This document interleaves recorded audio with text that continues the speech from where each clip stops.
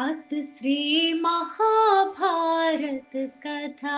अथ श्री महाभारत कथा। महाभारत कथा।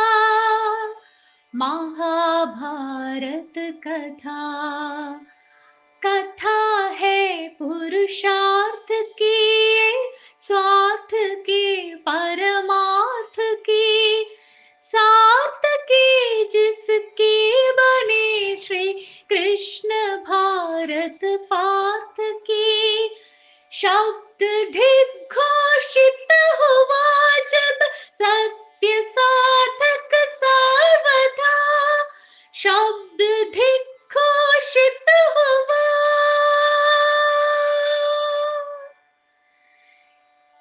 यदा यदा हि धर्मस्य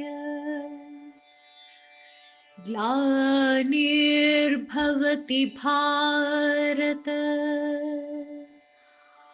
अभ्युत्थानम् अधर्मस्य तदात्मानं सृजाम्यहम् परित्राणाय साधूनां विनाशाय च दुष्कृतां धर्म संस्थापनार्थाय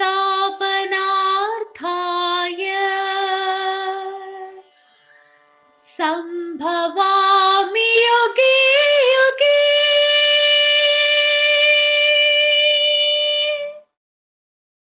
ഓം ഗും ഗുരുഭ്യോ നമഃ. ഓം ഗംഗണപതേ നമഃ. ഓം സംസരസ്വത്യേ നമഃ.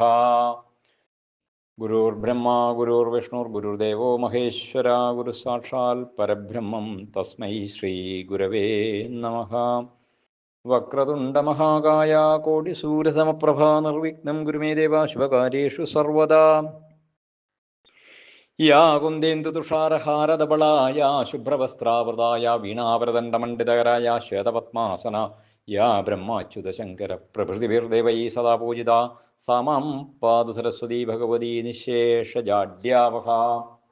ആദൗ പാണ്ഡവദാർത്തരാഷ്ട്രജനനം ലക്ഷാഗൃഹേദാഹനം ദ്യൂതം ശ്രീഹരണം മനോവിഹരണം മത്സ്യാലയേ വർത്തനം ലീലാഗോഗ്രഹണം രണോവിഭരണം സന്ധിക്രിയാചർമ്മണം പശ്ചാത് ഭീഷ്മസുയോധനാദിനിധനം ഏതൻ മഹാഭാരതം. എല്ലാവർക്കും നമസ്കാരം. ഇന്ന് മഹാഭാരതത്തിലെ സുഭദ്രാഹരണം എന്നുള്ള ഭാഗമാണ് ഇവിടെ വിവരിക്കേണ്ടതായിട്ടുള്ളത്. ഭാഗവതത്തിലും സുഭദ്രാഹരണം വളരെ പ്രാധാന്യത്തോടെ പറഞ്ഞിട്ടുള്ള ഭാഗമാണ്. ശ്രീകൃഷ്ണൻ്റെ ബലരാമനും ഒരു സഹോദരിയുണ്ട് സുഭദ്ര. ആ സുഭദ്രയെ ദുര്യോധനന് വിവാഹം ചെയ്ത് കൊടുക്കാനായിരുന്നു ജ്യേഷ്ഠനായ ബലരാമൻ്റെ ആഗ്രഹം. പക്ഷേ ശ്രീകൃഷ്ണ ഭഗവാനുമൊക്കെ അർജുനന് കൊടുക്കണമെന്നായിരുന്നു ആഗ്രഹം. അതുപോലെ തന്നെ മാതാപിതാക്കൾക്കും ദേവകി വസുദേവന്മാർക്കുമൊക്കെ. നമ്മൾക്കതിൽ ഇന്ദ്രപ്രസ്ഥം രാജധാനിയാക്കി പാണ്ഡവന്മാർ രാജ്യഭരണം നടത്തുന്ന കാലമാണ്. അപ്പോൾ ആ കാലത്ത് വന്ന ഇവർക്ക് 5 പേർക്കും കൂടി ഒരു ഭാര്യയാണല്ലോ പാഞ്ചാലി. അവിടെ വന്ന് നാരദ മഹർഷി, നിങ്ങൾ ഭാര്യ കാരണം തമ്മിലടിച്ചു പോകരുത്, അഭിപ്രായ വ്യത്യാസം ഉണ്ടാകരുത് എന്ന് പറഞ്ഞ് ഒരു കരാറുണ്ടാക്കി. പഴയ കഥകൾ, സുന്ദോപസുന്ദന്മാരുടെ കഥകളൊക്കെ പറഞ്ഞു കൊടുത്തു. അതുകൊണ്ട് ഇവർ ഒരാൾക്ക് 1 വർഷം പാഞ്ചാലിയുടെ ഭർത്താവായിട്ട് ഒരുമിച്ച് കഴിയാമെന്നുള്ള ഒരു അലിഖിതമായ ഒരു കരാറുണ്ടാക്കി. ആ സമയത്ത് മറ്റാരും അവരുടെ അടുത്ത് പോകാൻ പാടില്ല, അവരുടെ മുറിയിൽ കയറാൻ പാടില്ല എന്നുള്ളതൊക്കെ പറഞ്ഞു. അങ്ങനെ അഥവാ തെറ്റിച്ചറിയാണ്ട് അങ്ങനെ പോയാൽ 12 വർഷം വനവാസം നടത്തണം എന്നുള്ളതും പറഞ്ഞു കൊടുത്തു. ഇവരൊക്കെ സത്യം ചെയ്ത് അത് പോലെ പാലിക്കാൻ തയ്യാറായി. പക്ഷെ ഒരു ദിവസം ഇവർ ഇന്ദ്രപ്രസ്ഥത്തിൽ അർജുനൻ ഇരിക്കുമ്പോഴാണ് ഒരു ബ്രാഹ്മണൻ വന്ന് കുറേ പശുക്കൾ മോഷണം പോയി എന്ന് വിപ്രൻ അപരാധിയുമായി കൊട്ടാരത്തിലെത്തി. അർജുനനെ കണ്ടു. കള്ളന്മാരെ പിടികൂടി പശുക്കളെ വീണ്ടെടുത്ത് കൊടുക്കാമെന്ന് പറഞ്ഞപ്പോൾ അർജുനൻ ബ്രാഹ്മണനെ സമാധാനിപ്പിച്ചു. പക്ഷെ തൻ്റെ ആയുധങ്ങൾ എടുക്കാനായി അർജുനൻ ആയുധപ്പുരയിലേക്ക് പോയി. അപ്പോഴാണ് ധർമ്മപുത്രനും ദ്രൗപദിയും അവിടെ അകത്തിരുന്ന് സംഭാഷണം ചെയ്യുന്നുണ്ടായിരുന്നു. പക്ഷെ എന്താണ് വേണ്ടതെന്നറിയാതെ അർജുനൻ കുഴങ്ങി. ജ്യേഷ്ഠനും പത്നിയും തനിച്ചിരിക്കുന്നത് കയറി ചെന്നാൽ വ്യവസ്ഥയ്ക്ക് വിപരീതമാകും. താൻ കൊട്ടാരം വിട്ടുപോകേണ്ടി വരും. അറത്തു കയറി അസ്ത്രങ്ങൾ എടുക്കാതിരുന്നാൽ വിപ്രനെ സഹായിക്കാൻ കഴിയാതെ വരും. താൻ കൊട്ടാരം വിടേണ്ടി വന്നാലും തരക്കേടില്ല. ബ്രാഹ്മണനെ സഹായിക്കേണ്ടതാണ് രാജധർമ്മം എന്നുള്ള ദൃഢവിശ്വാസത്തോടെ പാർത്ഥൻ അകത്തു കയറി ധർമ്മപുത്രനെ അറിയിച്ചിട്ട് ആയുധങ്ങൾ എടുത്തു വിപ്രന്റെ കൂടെ പോയി കള്ളന്മാരിൽ നിന്ന് അയാളുടെ പശുക്കളെ വീണ്ടെടുത്തു കൊടുത്തു. തിരിച്ചെത്തിയ അർജുനൻ ജ്യേഷ്ഠന്റെ മുന്നിലെത്തി ബന്ധിച്ചിട്ട് പറഞ്ഞു, ഞാൻ ഇന്ന് ഇതുപോലെ വനവാസത്തിന് പോവുകയാണെന്ന് പറഞ്ഞുകൊണ്ട് അദ്ദേഹത്തിൻ്റെ സമ്മതം വാങ്ങി പോകുന്ന ഭാഗമാണ്. അതിനുശേഷമാണ് അദ്ദേഹം പല പുണ്യസ്ഥലങ്ങളും സന്ദർശിച്ചു. അവസാനം ദ്വാരകയിലെത്തുന്ന ഭാഗമാണ്. ദ്വാരകയിൽ പക്ഷെ അതിനു മുമ്പ് തന്നെ അർജുനൻ സുഭദ്രയെ പറ്റി കേട്ടറിഞ്ഞിരുന്നു. സുന്ദരിയായിരുന്നു. തൻ്റെ ഭാര്യയാക്കണം എന്നുള്ള ആഗ്രഹം അദ്ദേഹത്തിനുണ്ടായിരുന്നു. സുഭദ്ര വിവാഹം കഴിക്കണമെന്നുള്ള ആഗ്രഹം ഉണ്ടായിരുന്നു.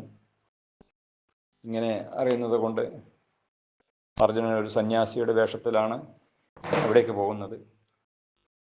ദ്വാരക രാജധാനിയിലേക്ക് പോകുന്നു. അപ്പോൾ തന്നെ അവിടെയുള്ള യാദവന്മാരൊക്കെ അദ്ദേഹത്തെ കണ്ടു. വളരെ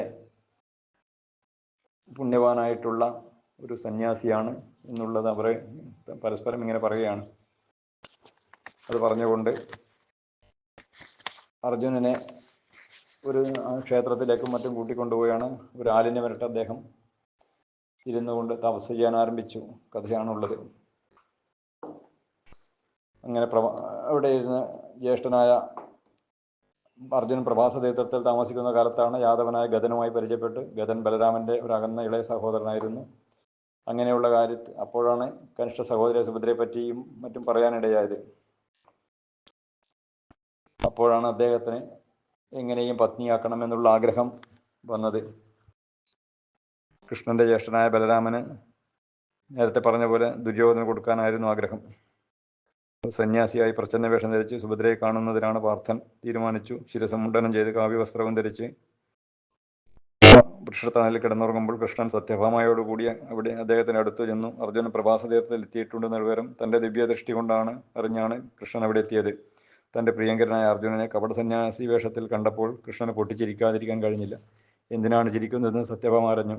സുഭദ്രയെ സ്വപ്നം കണ്ടുകൊണ്ട് കിടക്കുന്ന ഈ കപട സന്യാസിയായ അർജുനനെ കണ്ടാണ് ചിരിച്ചതെന്ന് കൃഷ്ണൻ പറഞ്ഞപ്പോൾ സത്യഭാമയും ചിരിച്ചു. അങ്ങനെ കൃഷ്ണനും സത്യഭാമയും ദ്വാരകയിലേക്ക് മടങ്ങി. അദ്ദേഹത്തെ കണ്ടിട്ട് രൈവത പർവ്വതത്തിൽ പോയി താമസിക്കാൻ അർജുനന് നിർദ്ദേശവും കൊടുത്തു. ഈ പർവ്വതം ദ്വാരകയ്ക്കടുത്തുള്ള മനോഹരമായ പ്രദേശമാണ്. അവിടെ ഒരു ഉത്സവം നടക്കുന്നുണ്ടായിരുന്നു. അർജുനൻ അവിടെ എത്തി ഉത്സവത്തെ സംബന്ധിക്കാനായി രാജാക്കന്മാരും പ്രഭുക്കളും പ്രമാണികളും മറ്റും അവിടെ എത്തിച്ചേരും. അങ്ങനെ അത് എല്ലാവർക്കും അറിയാം. ശ്രീകൃഷ്ണ ഭഗവാനും അറിയാം. അങ്ങനെ ഇരിക്കെയാണ് ഇവിടെ ബലരാമൻ വരുന്നത്. ബലരാമനും മറ്റു യാദവന്മാരും വരുന്നു. അപ്പോഴാണ് സന്യാസിയായ അർജുനനെ കാണുന്നത്. അർജുനനെ കണ്ട ഉടനെ ബലരാമനും വളരെ സന്തോഷവാനായി അദ്ദേഹത്തെ വളരെ ഇഷ്ടപ്പെട്ടു. എന്നിട്ട് കൃഷ്ണനോട് പറയുകയാണ്, കൃഷ്ണ, ഇദ്ദേഹം വളരെ നല്ലൊരു സന്യാസിയാണ്. ഇദ്ദേഹം നമ്മുടെ ആതിഥ്യം സ്വീകരിച്ച് ഇവിടെ ഇരിക്കണമെന്നൊക്കെ പറഞ്ഞു കൊടുത്ത് ക്രമേണ അന്നത്തെ കാലത്ത് കന്യകമാരാണ് സന്യാസിമാരെയൊക്കെ ശുശ്രൂഷിക്കാൻ വേണ്ടി രാജാക്കന്മാരുടെ കൊട്ടാരത്തിൽ അവരെ അതിനുവേണ്ടി ചുമതലപ്പെടുത്തുമായിരുന്നു. അതുപോലെ കന്യകയായിട്ടുള്ള സുഭദ്രയെ അവിടെ ശുശ്രൂഷിക്കാൻ വേണ്ടി വിടുന്നൊരു ഭാഗമാണ് നമ്മൾക്ക് ഉള്ളത്. അങ്ങനെ അവർ തീരുമാനിക്കുന്നു. ബലരാമനും ശ്രീകൃഷ്ണനും സുഭദ്രയെ ഇവരെ പരിചരിക്കാൻ, സന്യാസിയെ പരിചരിക്കാൻ, സന്യാസിമാരുടെ അനുഗ്രഹം കിട്ടിയാൽ കന്യകമാർ നല്ല ഭർത്താക്കന്മാരും മക്കളും ഒക്കെ ഉണ്ടാവുന്നൊക്കെയാണ് നമ്മുടെ പണ്ടേയുള്ള സങ്കല്പവും ചിന്തയുമൊക്കെ. അപ്രകാരം സുഭദ്രയെ ഈ കപട സന്യാസി വേഷം കെട്ടി വന്ന അർജുനനെ പരിചരിക്കാനായിട്ട് വിടുന്ന ഭാഗമാണ് ഇവിടെ ഇന്ന് എത്രത്തോളമാണ് പറയാനുള്ളത്.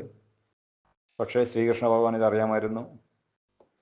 തൻ്റെ സഹോദരിക്ക് അർജുനൻ തന്നെ വരനായി വരണമെന്ന് അദ്ദേഹത്തിനും അതുപോലെ തന്നെ പത്നിമാരായ രുക്മിണിക്കും സത്യഭാമക്കും ആഗ്രഹമുണ്ടായിരുന്നു.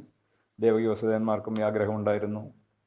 പക്ഷെ ബലരാമനെ ഭയപ്പെട്ടിട്ടാണ് ഇങ്ങനെയുള്ള സന്യാസി വേഷത്തിൽ ഇവിടെ കഴിഞ്ഞുകൂടാൻ വേണ്ടി അർജുനനോട് പറയുന്നതും ക്രമേണ സുഭദ്രയെ പരിചരിക്കാൻ വിടുന്നതും ഒക്കെ തന്നെ. എല്ലാവർക്കും ഭഗവാന്റെ അനുഗ്രഹം ഉണ്ടാവട്ടെ എന്ന് പ്രാർത്ഥിക്കുന്നു.